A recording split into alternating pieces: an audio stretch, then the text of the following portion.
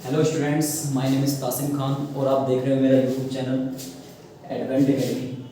तो आज हम बात करें इकोनॉमिक्स के बारे में, 11वीं के इकोनॉमिक्स के बारे में। इकोनॉमिक्स होती क्या है और इकोनॉमिक्स की शुरुआत किसने की। तो इकोनॉमिक्स की जो शुरुआत की थी वो किसने की थी? एडम स्मिथ ने।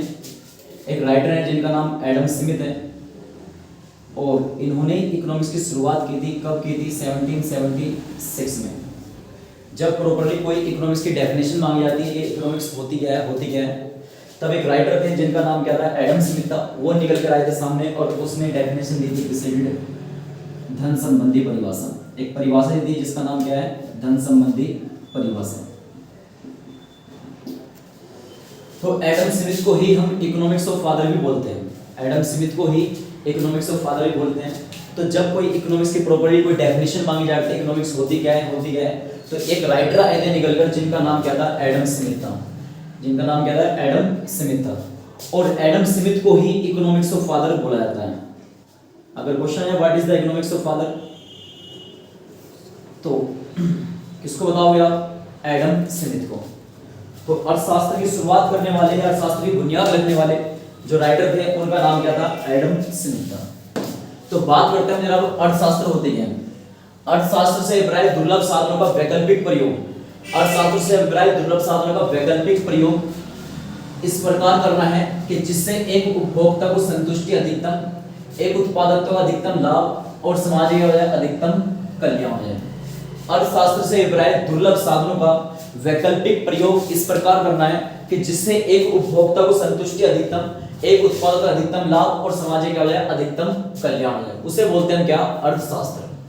वैकल्पिक प्रयोग का अर्थ क्या होता है पहले ही समझ रहा हूं।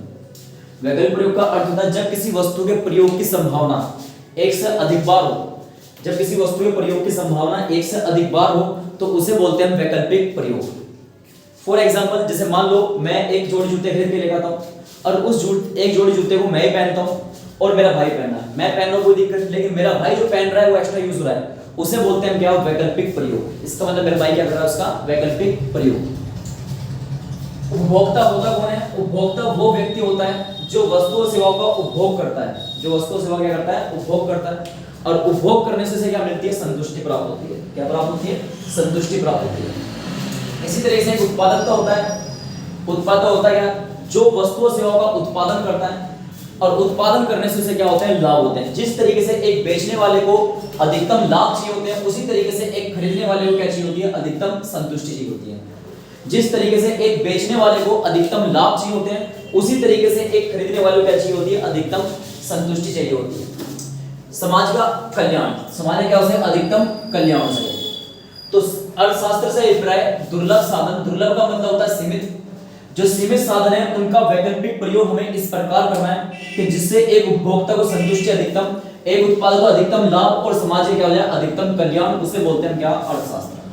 बात करें दुर्लभ साधन होते क्या है, हमारे पास 4 साधन होते हैं: श्रम, भूमि, पूंजी और उद्यमी। इन चारों साधनों का हमें क्या करना है? वैकल्पिक प्रयोग करना है। क्या करना है? वैकल्पिक प्रयोग। और वैकल्पिक प्रयोग इस प्रकार करना है कि जिससे एक उपभोक्ता को संतुष्टि अधिकतम,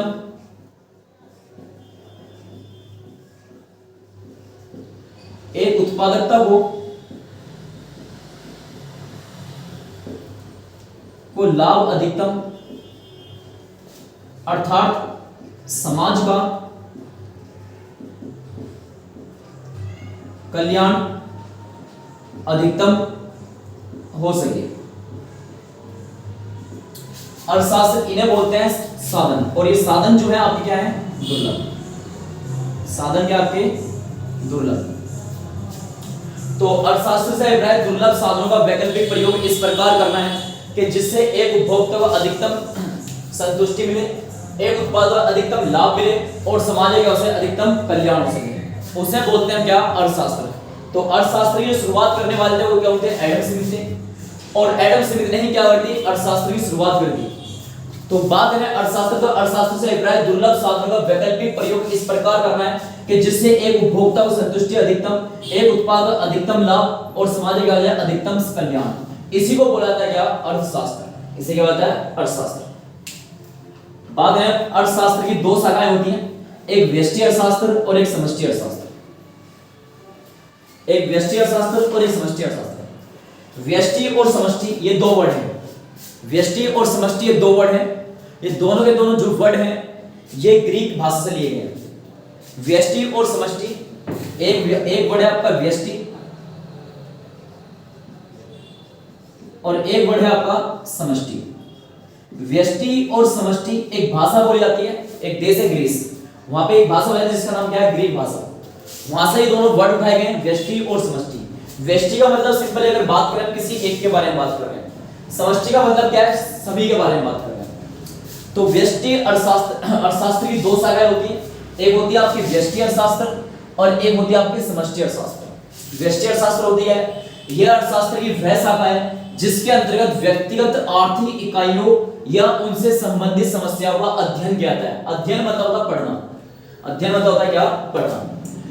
व्यष्टि अर्थशास्त्र यह अर्थशास्त्र की वह शाखा है जिसके अंतर्गत व्यक्तिगत आर्थिक इकाइयों या उनसे संबंधित समस्याओं का अध्ययन किया जाता है। जैसे व्यक्तिगत मांग, अगर किसी अकेले आदमी को मांग करने में कोई दिक्कत हो रही है या कोई प्रॉब्लम आ रही है तो उसके बारे में जो स्टडी होगी, उसके बारे में जो पढ़ा जाएगा वो किसमें पढ़ा जाएगा? व्यष्टि अर्थशास्त्र में। व्यक्तिगत पूर्ति, कोई अकेला आदमी किसी चीज की पूर्ति कर रहा है और उसे पूर्ति करने में कोई दिक्कत आ रही है तो उसके बारे में जो पढ़ा जाएगा किसमें पढ़ा जाएगा? व्यष्टि अर्थशास्त्र में। व्यक्तिगत फर्म, किसी एक फर्म के बारे में कोई दिक्कत आ रही है तो उसके बारे में जो पढ़ा जाएगा? व्यष्टि अर्थशास्त्र में। व्यक्तिगत कीमत निर्धारण, निर्धारण का मतलब था कीमत तय करना। किसी भी अकेले आदमी को कीमत तय करने में कोई दिक्कत आती है तो उसके बारे में जो पढ़ा जाएगा किसमें पढ़ा जाएगा? व्यष्टि अर्थशास्त्र में। इसके बाद बात करते हैं समष्टि अर्थशास्त्र। समष्टि अर्थशास्त्र होती है यह अर्थशास्त्र की वह शाखा है जिसके अंतर्गत समस्त या संपूर्ण आर्थिक इकाइयों या उनसे संबंधित समस्याओं का अध्ययन किया जाता है।